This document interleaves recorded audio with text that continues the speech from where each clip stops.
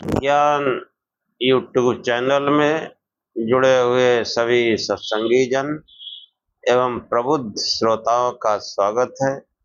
सभी का अभिनंदन है और सभी को मेरा प्रेम पूर्वक जय श्री जय श्री। मीमांसा दर्शन में महर्षि जैमिन ने जो है शब्द के अनित्यत्व और नित्यत्व पर जो आख्यान किया है, तो कई प्रकार से अनित्यत्व को समझाने का प्रयत्न किया। जो लोगों के मन में विचार हैं उस माध्यम से, और फिर नित्यता के संबंध में जो है बताया, और पूर्व पदों में जो है पूर्व सूत्रों में जो अनित्य की आशंका की गई थी उसका समाधान करते हुए जो चर्चा हुई उसी को आगे बढ़ाते हुए आज का आख्यान आरंभ करते हैं।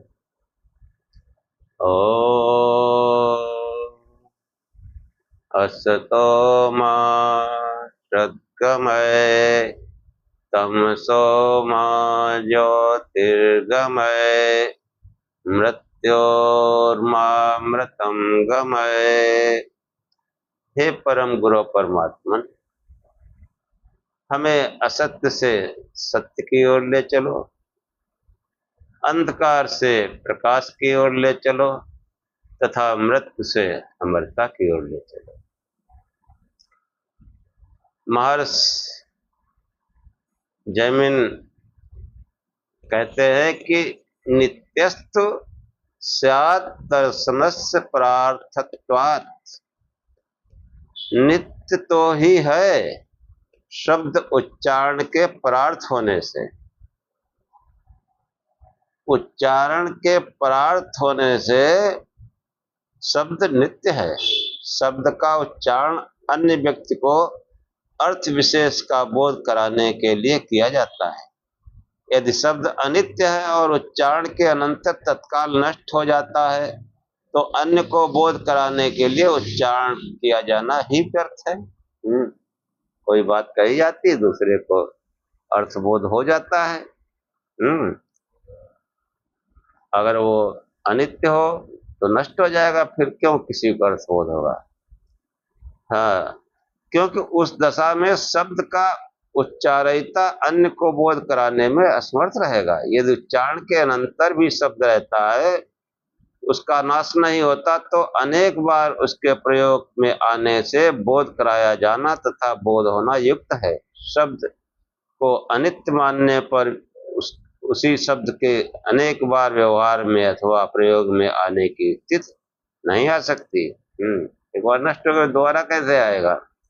लेकिन उसको जब चाहो तब वाणी का प्रयोग करो, प्रयत्न करो, वो प्रकट हो जाएगा शब्द।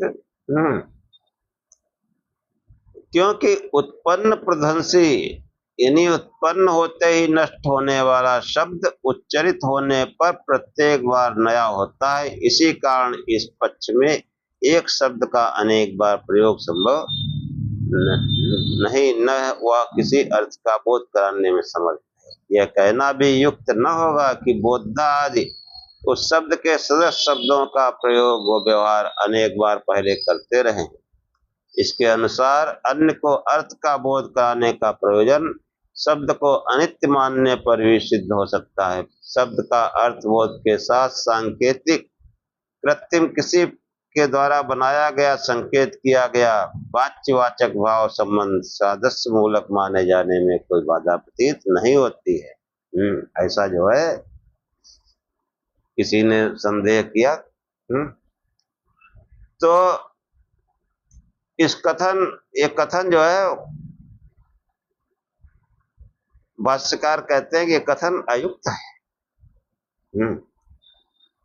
आचार्य उदयवीर शास्त्री जिन्होंने भाष्य लिखा, वो कहते हैं ये कथन इसलिए अयुक्त है कि शब्द अर्थ का परस्पर सादृश्य मूलक सांकेतिक संबंध मानने पर साला माला सकल सकल सकृत सकृत आदि सदस्य पदों में व्यामोह भ्रम से वांछनीय अर्थ का बोध कराना ही नष्ट हो जाएगा।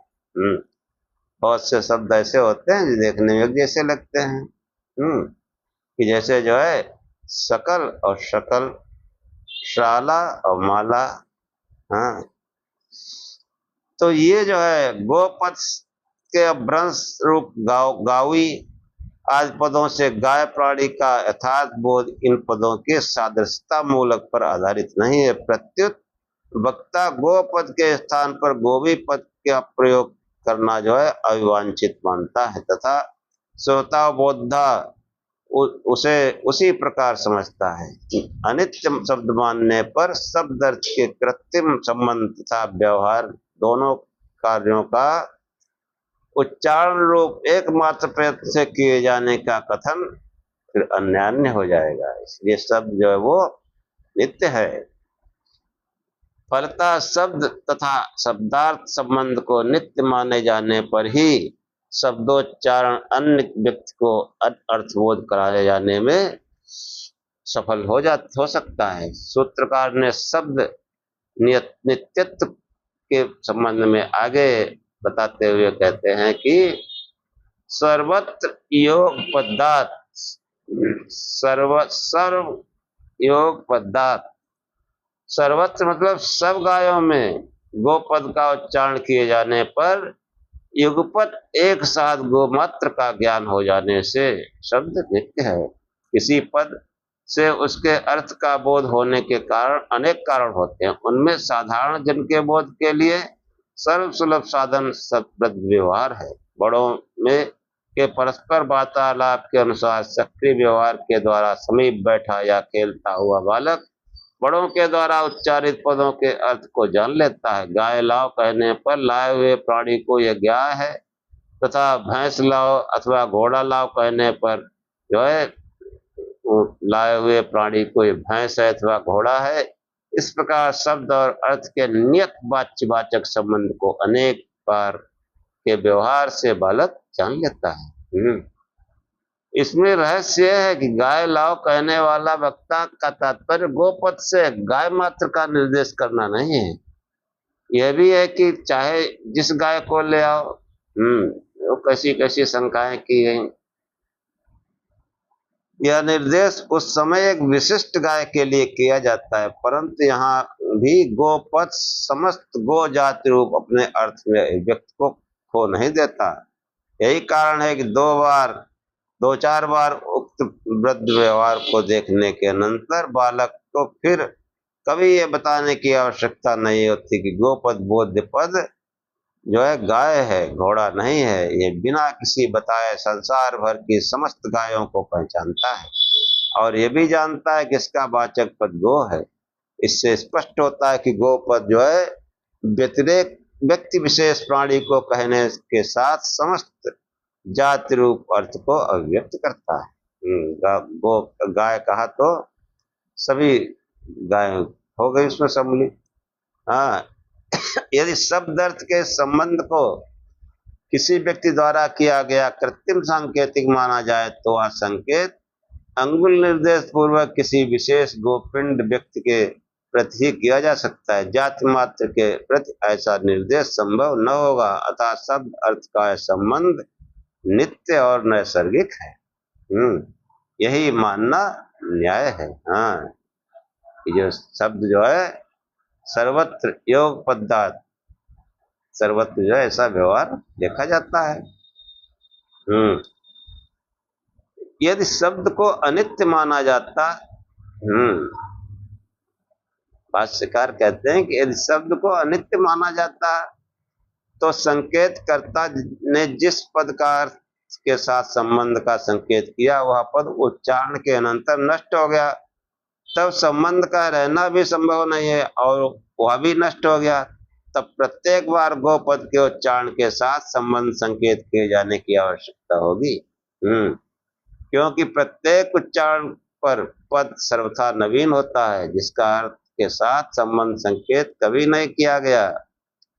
इस रूप में लोक व्यवहार ही नष्ट हो जाएगा। इससे स्पष्ट होता है कि प्रत्येक बार में उच्चारण किया गोपद एक ही है स एवायं गकारः तथा अथवा तदे तदेवेदं गोपदम, इस प्रकार की निर्वाद प्रतिविज्ञा वर्णों एवं पदों के विषय में सर्वत्र विदित है। लोक में सर्वसाधारण द्वारा भी प्राय ऐसा व्यवहार होता देखा जाता है। सर्वत्र एक साथ देखा जाता हुआ यह व्यवहार शब्द की नित्यता का साधक है। शब्द की नित्यता हेतु जो है, और आगे बताते हुए महर्षि जमीन कहते हैं कि संख्या के अभाव से शब्द नित्य है। एक व्यक्ति अपने साथी को कहता, मैं प्रतिदिन प्रातः 100 बार गायत्री मंत्र का जाप करता हूँ। एक मंत्र है जो शब्द रूप है। 100 का संबंध जपना क्रिया के साथ है, मंत्र के साथ नहीं है। मैंने आपको 10 बार कहा घर छोड़कर कहीं जाओ न जाओ, यहाँ शब्द समूह वाक्य एक है। 10 संख्या का संबंध कहना क्रिया के साथ योग होता है।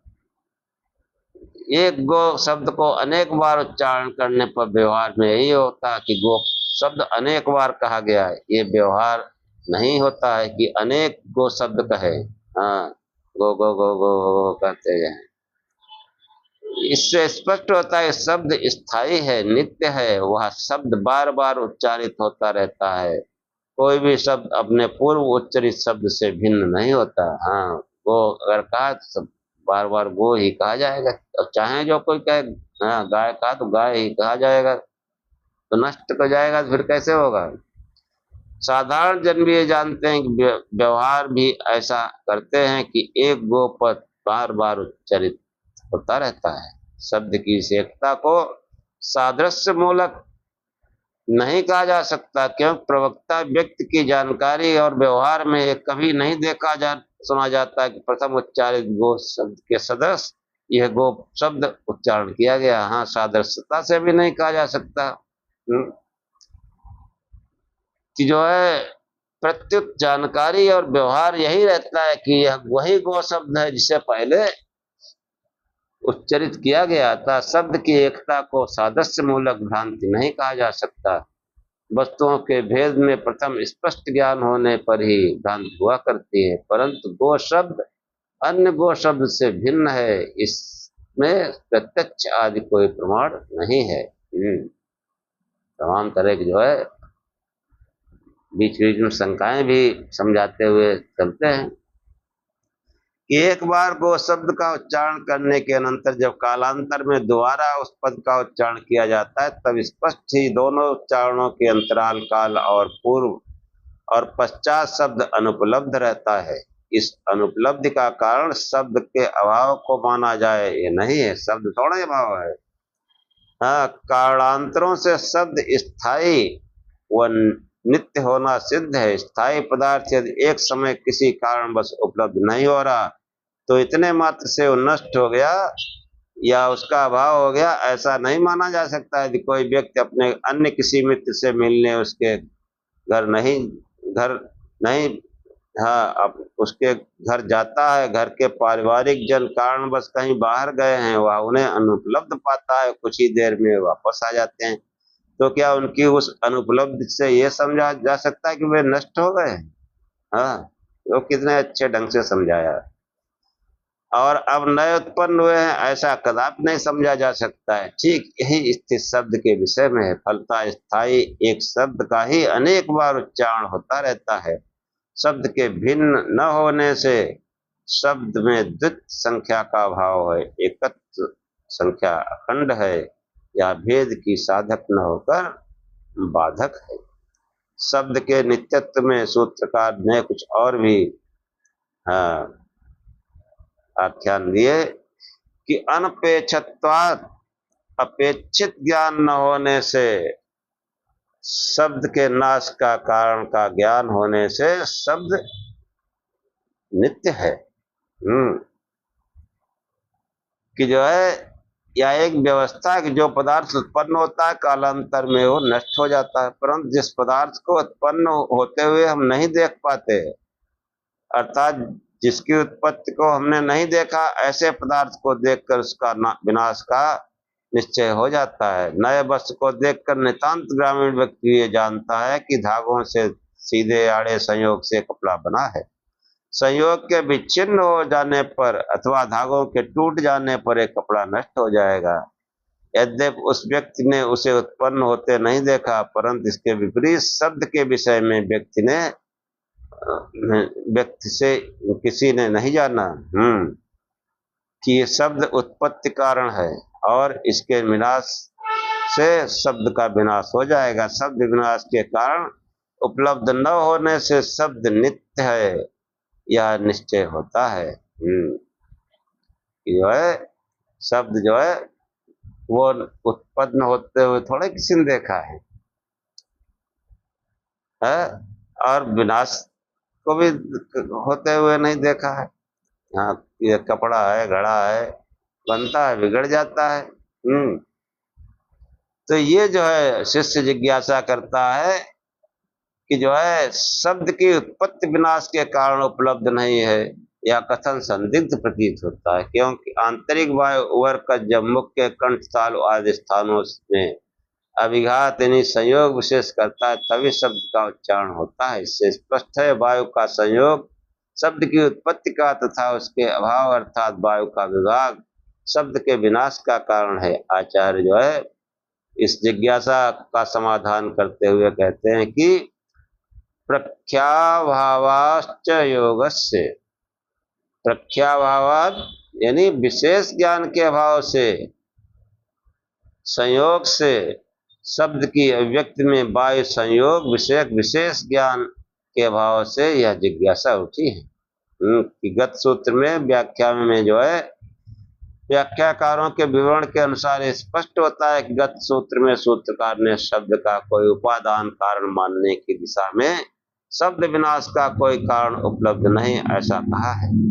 यह सर्वमान्य विचार है कि प्रत्येक कार्य वस्तु का कोई उपादान कारण अवश्य रहता है, उसके नाश से कार्य वस्तु का नाश हो जाता है। इसी को अन्य तंत्र के अनुसार अन्य वस्तु की समवाय असमवाय निमित्त कारण के रूप में कहा जा सकता है। गत सूत्र में सूत्रकार ने शब्द के उत्पत्ति विनाश और समवाय असमवाय कारणों के अनुपलब्धि का निर्देश किया है। पिछले सूत्र में बात आई है, इसलिए समवाय असमवाय कारण के नाश से शब्द के नाश का प्रश्न ही नहीं उठता। इस भावना से गत सूत्र में शब्द विनाश के कारण की अनुपलब्धि का निर्देश है।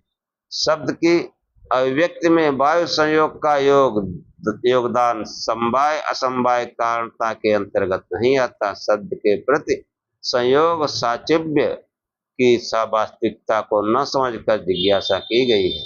यह प्रस्तुत सूत्र से स्पष्ट किया गया है कि जिज्ञासु ने वायु एवं वायु संयोग विभाग को शब्द के अभिव्यक्ति में उपादान अथवा समवाय असमवाय कारण समझकर जिज्ञासा की। उसी के अनुसार शिक्षाकार आचार्यों का प्रमाण उपस्थित किया कि वायुरा पद्धते शब्द कि वायु शब्द भाव को प्राप्त हो जाता है। इससे प्रतीत होता है कि शब्द वायु का परिणाम अथवा विकार है। आचार्य सूत्रकार कहते हैं शब्द की अभिव्यक्ति के प्रति वायु एवं वायु संयोग के योगदान की विशेष जानकारी की ओर ध्यान नहीं दिया। शब्द की अभिव्यक्ति में वायु और वायु संयोग निमित्त कारण मात्र हैं, उपादान अथवा समवाय कारण नहीं है। उपादान कारण नहीं है कि उससे उत्पन्न हो, ये निमित्त है। हाँ, कि कुछ बोलना है तो उस बोलने के निमित्त से प्रयोग किया जाता है।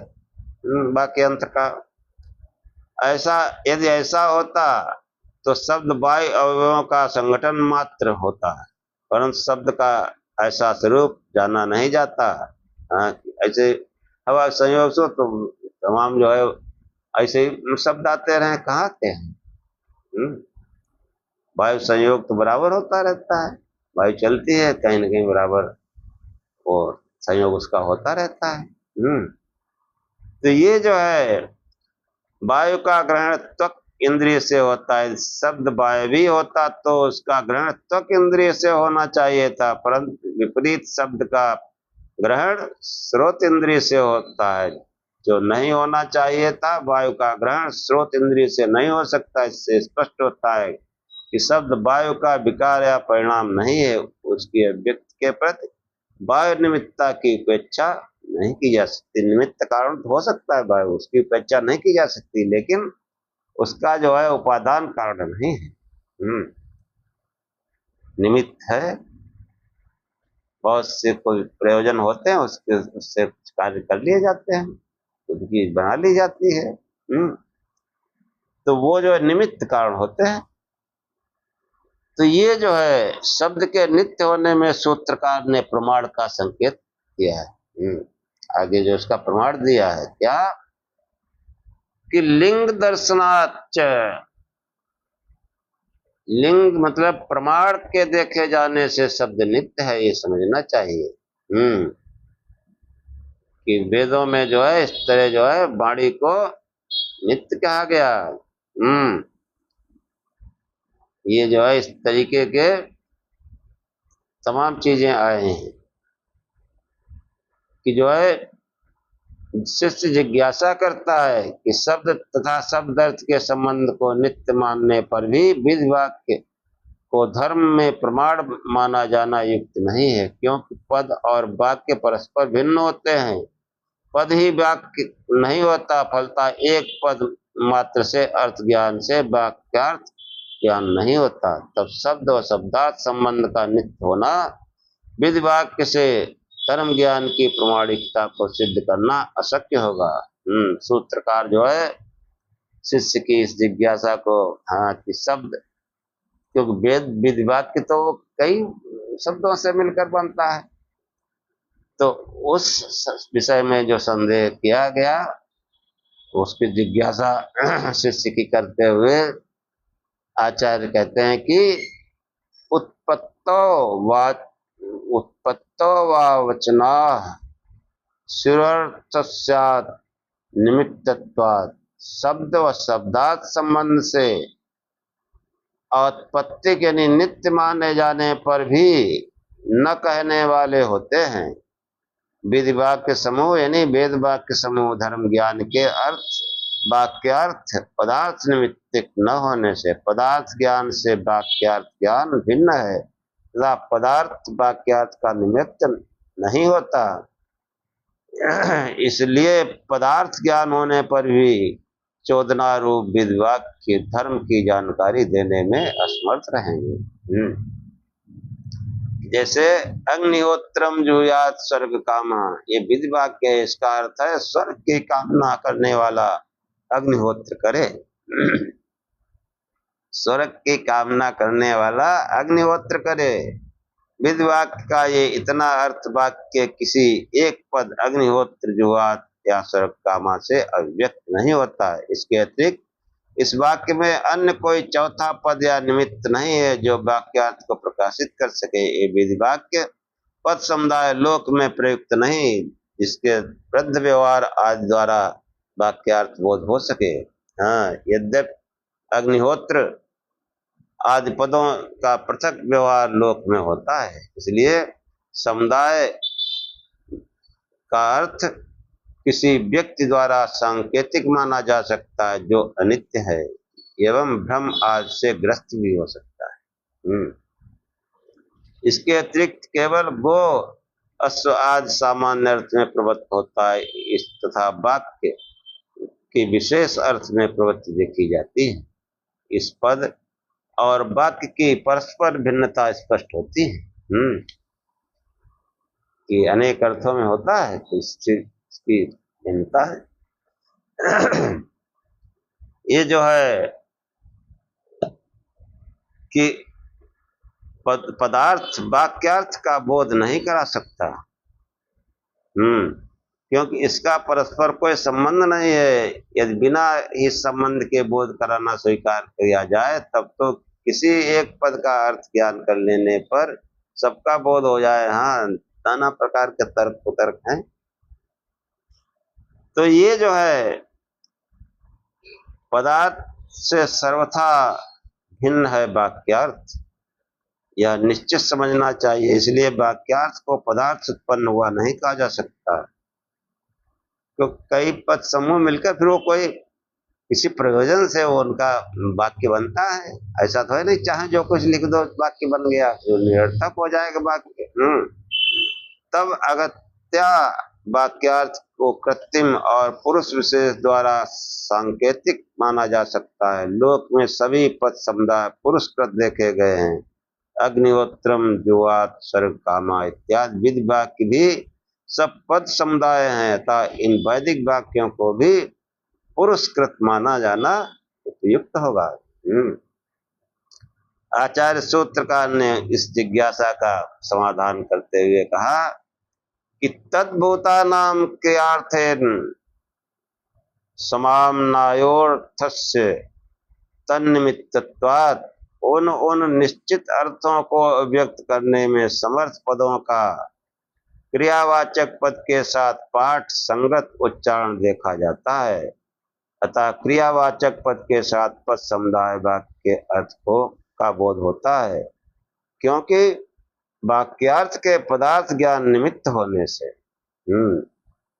वाक्यार्थ जो है उसके निमित्त पदार्थ ज्ञान है। कई पद उनके सबके निमित्त होते हैं। वो पूर्व सूक्तोत्तर विचार निराधार है कि जो है पदार्थ का वाक्यार्थ के साथ कोई संबंध नहीं है। पदबोधित अर्थ की उपेक्षा करके वाक्य पृथक रूप से किसी अन्य अर्थ का बोध कराता है, ऐसा समझना नितांत असंगत है। वाक्य जो है उसमें पद हैं, शब्द हैं, उनकी उपेक्षा करके तो उसका अर्थ बनता नहीं। उनको जो है सम्मिलित करते हुए यह अर्थ होता है। पदार्थ को छोड़कर वाक्य किसी अन्य अर्थ का बोध कराए, ऐसा कोई प्रमाण नहीं है। वाक्य में क्रियावाचक पद का होना आवश्यक है। वाक्य जो उसमें क्रिया जरूर होती है। तो ये जो है पद समुदाय वाक्य में किसी निश्चित अर्थ का बोध कराने की शक्ति प्रत्येक पद में निहित रहती है। उससे अतिरिक्त कोई अन्य अर्थबोधक शक्ति वाक्य में निहित हो, ऐसा नहीं है। जो पद हैं उनका एक निश्चित अर्थ होता है, कोई अन्य अर्थ हो ऐसा थोड़ा ही है। इसलिए पद समूह से जो वाक्य बनता है पदों की उपेक्षा नहीं की जा सकती। उसके अतिरिक्त कोई अन्य अर्थबोधक शक्ति वाक्य में निहित हो, ऐसा नहीं है। पदार्थ ज्ञान ही वाक्यार्थ ज्ञान में कारण है। वाक्यगत पदों के अर्थों को तब तक नहीं जाना जा सकता जब तक वाक्यार्थ का ज्ञान नहीं होता। पदार्थ ज्ञान होने पर ही वाक्य का अर्थ जाना जा सकता है। इससे स्पष्ट होता है क्रियावाचक पद से युक्त वैदिक पद समुदाय से ही अपूर्व संज्ञक धर्म का बोध कराया जाना संभव है। अग्निहोत्रम जो या स्वर्ग कामा, यहाँ पर अग्निहोत्र संज्ञक होम के अनुष्ठान द्वारा स्वर्ग प्राप्त की भावना करे, यह वाक्यार्थ ज्ञान पदार्थ के बिना संभव नहीं है। पद द्वारा उपस्थित अर्थों को स्पष्ट व्यक्त के लिए पद समुदाय वाक्य के पदों का परस्पर आकांक्षा, योग्यता, सन्निधि, तात्पर्य आदि सहयोगी निमित्तों की उपस्थिति का ध्यान देना आवश्यक है। यह स्थित वाक्यार्थ शुद्ध की नियामक है।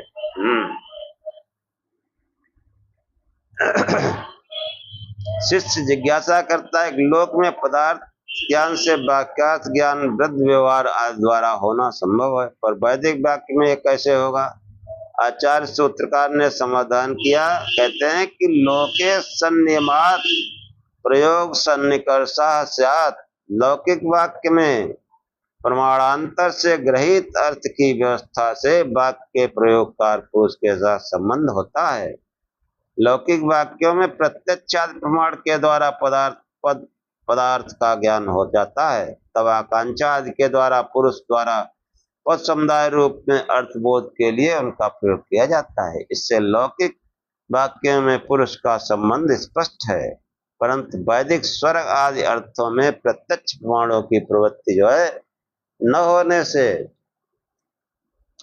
अग्निहोत्रम जो या स्वर्ग कामा इत्यादि विधि वाक्य रचना में पुरुष का संपर्क न होने से पद समुदाय पौरुषेय नहीं। अपौरुषेय होने के कारण शब्द और शब्दार्थ संबंध के नित्य होने से अतीन्द्रिय अर्थ का बोध कराने में वैदिक वाक्य का सामर्थ्य है। जो अग्निहोत्रम जुयात स्वर्ग कामान, इससे जो है वो अर्थ का बोध प्रत्यक्ष नहीं हो सकता। इसमें वैदिक वाक्य जो है उनका प्रयोग आवश्यक है। बार बार ये शब्द आता है कि अग्निहोत्रम जुयात स्वर्ग कामान, और जो यज्ञ किए जाते हैं अग्निहोत्र, ये वास्तविक यज्ञ थोड़ा ही है थोड़ा सा वातावरण की शुद्धता के लिए है, बरसात भी होती है, लेकिन जो स्वर्ग की कामना से जो है अग्निहोत्र करे, ये जो विधवा का संकेत, वो जो अप्रत्यक्ष अतीन्द्रिय स्वर्ग की जो स्वर्ग का जो ज्ञान है वो अतीन्द्रिय ज्ञान है। और ये अतीन्द्रिय ज्ञान वेद वाक्य कराते हैं। अतीन्द्रिय ज्ञान कैसे कि ये जो अग्निहोत्र या यज्ञ जो है, ये यज्ञ जो है बाह्य यज्ञ, ये बाह्य यज्ञ उस अंदर के यज्ञ का संकेत देता है। अग्निहोत्र, अग्निहोत्र में अग्नि प्रज्वलित की जाती है, फिर संध्या डाली जाती है, ये सब जो है इससे कहते हैं स्वर्ग की प्राप्ति होगी। लेकिन स्वर्ग जो बताया गया वो वास्तविक स्वर्ग नहीं है, ये कल्पित है। और वास्तविक स्वर्ग वो वेद जिस अतीन्द्रिय ज्ञान का संकेत करता है कि अग्निहोत्रम जुयात स्वर्ग काम, वो अतीन्द्रिय ज्ञान इस भौतिक अग्नि से नहीं होता, वो वास्तविक जो स्वर्ग है उसकी प्राप्ति अतीन्द्रिय ज्ञान से ही होती है। वो अतीन्द्रिय ज्ञान कैसा कि जो है स्वर्ग का अर्थ ही लोग नहीं समझते।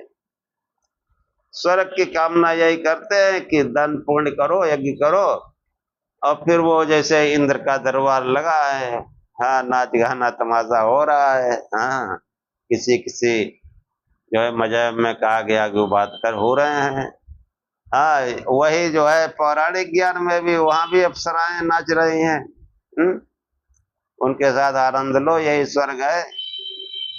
ये जो है ये बकवास है। वेद जिस अतीन्द्रिय ज्ञान का संकेत करता है कि अग्निहोत्रम जुयात स्वर्ग काम, कि वो जो है स्वर्ग की कामना से यज्ञ करे। स्वर्ग कहते हैं स्व माने आत्मा, और गा माने गमन करना, आत्मा की ओर गमन करने वाला जो मार्ग है वह स्वर्ग कहलाता है, स्वर्ग। और आत्मा की ओर गमन करने वाला मार्ग बाह्य यज्ञ से कैसे हो सकता है? इस भौतिक अग्नि से नहीं हो सकता। उसके लिए अंदर अभौतिक अग्नि द्वारा अग्निहोत्र करे, अभौतिक अग्नि के द्वारा जो है, हाँ कि जो पहले समझाया था, यदा कोता संशोधो वा मनसो वा संभृतम चक्षुषो वा तदनुप्रेतम सुकृताम लोकम यस्यो शिवो जग्मु प्रथम जा पुराणा।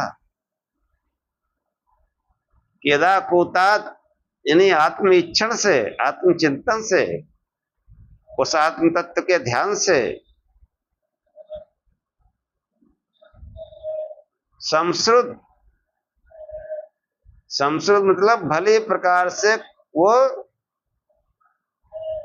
संश्रुत हुआ है, चुआ है, प्रकट हुआ है, उत्पन्न हुआ है, वो प्रकाश बिंदु यदा कूता संसुसोददो वा मनुष्यो वा समृतम चक्षुषो वा, किसी बलवान आत्मा के शक्ति प्रयोग यानी जो है शक्तिपात कह लीजिए। वो शक्तिपात कैसे कि कोई महान योगी शक्तिपात करके आपके अंदर वो अग्निहोत्र प्रारंभ करा सकता है। वो अंदर जो है अभौतिक अग्नि प्रज्वलित हो, शक्तिपात यही हो अभौतिक अग्नि जल जाए। बाहर के अग्नि में भी वो शक्तिपात किया जाता है, माचिस रगड़ी जाती है, तब वो जो है अग्नि प्रज्वलित होती है। ऐसे ही अंदर की अग्नि जो है उसके ये प्रकट करने का अग्निहोत्र करने का ये लक्षण है। पहला है कि आत्मीक्षण, उस प्रकाश स्वरूप से ध्यान करो। अब वो आत्मीक्षण से या किसी बलवान आत्मा, किसी योगी सन्यासी के सानिध्य से, जैसे भी हो वो प्रकाश बिंदु या ज्योति वो जो है जो प्रकट हुई है, जो उत्पन्न हुआ है प्रकाश बिंदु, वो भौतिक अग्नि जो प्रकट हुई है अभौतिक अग्नि, उसको भली प्रकार से धारण कर लेना चाहिए। जैसे बाहर के अग्नि में थोड़ा अग्नि प्रज्वलित हुई, अगर उसका ध्यान नहीं दिया तो वो बुझ भी सकती है। ऐसे ही जो है अंदर कोई प्रयास से या किसी महापुरुष की दया से अग्नि प्रज्वलित हुई है तो उसको बाकायदा भली प्रकार से धारण करें, उसकी रक्षा करें। तदनुप्रेतम, और उसके जो है पीछे हो लें कि जैसे जो है बाहर की अग्नि में अग्नि प्रज्वलित होती है, फिर छोटी छोटी संध्याएं रखते रहते हैं, उसका ध्यान रखते हैं। जब वो प्रचंड हो जाती है तो फिर यज्ञ प्रारंभ हो जाता है। ऐसे ही ये अंतर की अभौतिक अग्नि,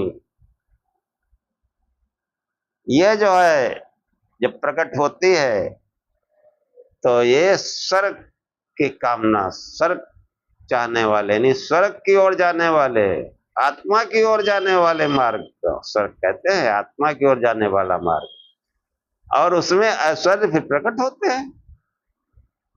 जैसे ही अभौतिक अग्नि अंतर में जो प्रकट होती है तो ये अभौतिक अग्नि का प्रकट होना यानी मूलाधार जग जाना, हठ योगियों की भाषा में वो मूलाधार का जग जाना, कुंडली का जागृत हो जाना। जब कुंडली जागृत हो जाती है तो वो फिर ऊपर की ओर चलती है कि हम जो है मूल बंद लगाए बैठे हैं आसन में। मूल बंद लगाए नहीं तो वो नीचे भी जा सकती है, मूल बंद लगाए तो नीचे नहीं जा सकती, ऊपर उठेगी। और ऊपर जहां उठी तो ये जो है फिर आगे जो लोक हैं उस आत्मा की तरफ जाने पर जो लोग हैं कि भू से भुआ, माँ, जना, तपा, सत्यम, ऐसे ही मूलाधार से उठकर ये भौतिक अग्नि, ये अग्निहोत्र स्वाधिष्ठान में पहुंचता है, हुआ लोक, और फिर स्वलोक में पहुंचता है। स्वलोक यहीं से स्वर्ग की शुरुआत होती है, यहीं से फिर ऐश्वर्य प्रकट होते हैं। हाँ, और जब भुआ लोक में पहुंचता है फिर ये महान होने लगता है। कि पहले ज्ञान शुरू हुआ और ज्ञान से ही जो है महान होता है। हाँ, कठोपनिषद में जो ज्ञानात्मा, महान आत्मा और शांत आत्मा कहा गया कि भू भुआ स्व, यानी भूमि, अंतरिक्ष और द्युलोक, इन तीनों को पार करके महालोक को प्राप्त होता है, महान होता है, ये स्वर्ग है। और फिर भूभुआ स्व मह जना, अब जो है वो उसको ज्ञान हो रहा है, जना, अब जानकारी हो रही कि भू भुआ स्व मह जना। हाँ, और फिर तपा, तप का लोग, अब यज्ञ ठीक ठीक शुरू हुआ, अब तप रहा है वो, अब अग्निहोत्र हो रहा है। यहाँ तक आपको ये बहुत सावधानी से उस अग्नि को जो है सुरक्षित रखना पड़ता है। हाँ, यहाँ तक जरा भी सावधानी किए तो फिर वो अग्निहोत्र, वो अग्नि जैसे बाहर की अग्नि में बुझ जाती है, वो अंदर की भी अग्नि, अभौतिक अग्नि, वो गायब हो जाती है। फिर कोशिश करो भाई, कोई गड़बड़ी की है आपने, गायब हो गई। फिर कोशिश करो, फिर प्रज्वलित हो, फिर यज्ञ शुरू हो। हाँ, एक चीज जरूर है कि जो अध्यात्म ज्ञान है, जहां तक आपने रास्ता तय कर लिया है, आप उससे नीचे नहीं गिर सकते, वहां पर अटक जाएंगे। ये खास बात हमारे आचार्य ने बताई और हमने भी इसका अनुभव किया कि किसी कारण से आप जो है वो संसार में लिपट गए और आपने अंदर अग्निहोत्र किया है, कई जो है लोगों को पार किया, उनका अनुभव किया है और फिर रुक गए, तो जब दोबारा प्रयत्न करेंगे तो उसी जगह से शुरू होगा। उसी जगह से शुरू होगा, क्योंकि जो ज्ञान आपने कर लिया है वो थोड़े चला जाएगा। हाँ, जैसे आपने हाई स्कूल कर लिया, अब किसी कारण से साल 2 साल नहीं आप पढ़ पाए, तो आगे क्या फिर से थोड़ा ही हाई स्कूल करोगे या कक्षा एक्स पढ़ोगे? नहीं, फिर से इंटर शुरू करोगे। तो ऐसे ही अध्यात्म ज्ञान है कि जितना मार्ग तय कर लिया है, अब उसके आगे शुरू होगा। तो आगे जो है, अब वो ज्ञानवान है, फिर तप अब शुरू है, असली तप अब शुरू है, सब तप रहा है। अब वो अग्नि प्रचंड हो चुकी है। हम्म वो हुआ सा मना तपा सत्यम, और उस तप के प्रभाव से, उस प्रचंड अग्नि से वो सत्य लोक को प्राप्त कर लेता है। तप रहा है, तप रहा मतलब वो आज्ञा चक्र उसको कहो, जना मतलब कंठ चक्र। कंठ, अब वो ज्ञान हो गया, ज्ञान कंठस्थ होता है, उसकी वाणी मनुष्यों पर प्रभाव करती है, असर करती है, शब्द उसके असर करते हैं। न पढ़ा हो तब भी उसकी वाणी वेद वाणी ही होती है। बहुत से हमारे महापुरुष कम पढ़े थे, लेकिन उनके शब्दों का प्रभाव था। ये शब्द है। अब वो चलते चलते वो स्वर्ग की ओर अब जा रहा है। इस अग्निहोत्र जो यात स्वर्ग कामा, इसको जो है, ये अतीन्द्रिय अर्थ है इसका। ये जो वेद वाक्य है, इसका मामूली अर्थ नहीं है। सामवेद में ये निर्देश है कि अग्निमिंदानो मनसा धियम सचेत मर्त्या अग्निमीदे विवस्वभी। मर्त्या यानी मनुष्य को चाहिए, स्मरणशील मनुष्य को चाहिए कि अग्निमिंदानो मनसा धियम, कि अपने जो है अंतर में अग्नि को प्रज्वलित करे, मन को बुद्धि के साथ जोड़ दे। और उस अंदर जो अग्निमीदे विवस्वी, समस्त उस अग्नि को प्रज्वलित करता हुआ समस्त लोकों को देखे। विवस्वी समस्त ज्योतियों को प्राप्त करे। कई बार पीछे के ख्याल में बताया, समस्त ज्योतियों मतलब हर सेंटर पर, मूलाधार में ज्योति अलग है, स्वादिष्ठान में अलग है, मणिपूरक में अलग है, अनाहद में अलग है, विशुद्ध आज्ञा चक्र सत्य लोक, सबके अलग अलग ज्योतियां हैं, अलग अलग अग्नियां हैं। उस अग्नि का होम करने से, अभौतिक अग्नि का होम करने से, वो जो है स्वर्ग स्वर्ग की तरफ जा रहा है, स्वर्ग की ओर गमन करने वाला। स्वर्ग की ओर गमन करने वाला मार्ग है। हम्म, कि जो है ये तभी प्राप्त होगा जब कोई आत्मनिरीक्षण करे। तभी ये यज्ञ होगा। इसी यज्ञ को जो है, इस विधिवाक की जो है वो अपौर से होने के कारण, शब्द और शब्दार्थ संबंध के नित्य होने से अतीन्द्रिय अर्थ का बोध कराने में वैदिक वाक्य का सामर्थ्य। अतीन्द्रिय ज्ञान, अन्य जो है वाक्य जो है वो सांसारिक ज्ञान करा सकते हैं, वैदिक ज्ञान अतीन्द्रिय अर्थ का बोध करा सकता है।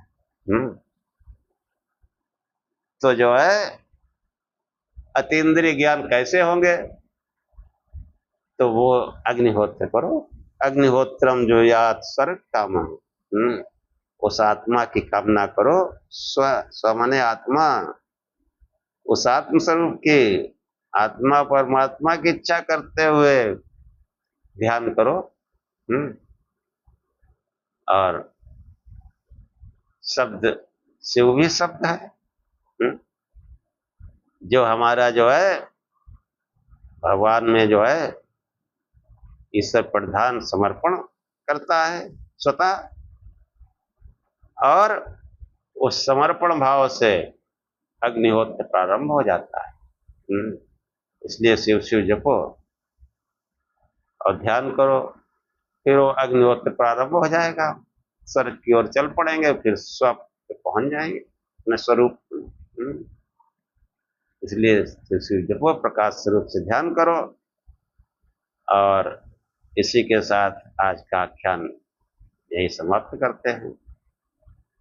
ओम सहनाववतु सहनौ भुनक्तु सह वीर्यं करवावहै तेजस्विनावधीतमस्तु मा विद्विषावहै। ओम शांति शांति शांति। हे परमात्मा, हम दोनों श्रोता और वक्ता की साथ साथ रक्षा करें, साथ साथ पालना करें। हम दोनों साथ साथ बल को बढ़ावें, पराक्रम करें। हमारा पढ़ा पढ़ाया एक साथ तेजस्ता को प्राप्त हो, हम आपस में द्वेष न करें। हे परमात्मा, हम दोनों को त्रिविध शांति प्राप्त हो, हमारे जीवन में कोई दैहिक दैविक भौतिक किसी प्रकार का कष्ट न आए। ओम शांति शांति शांति। जय शिव।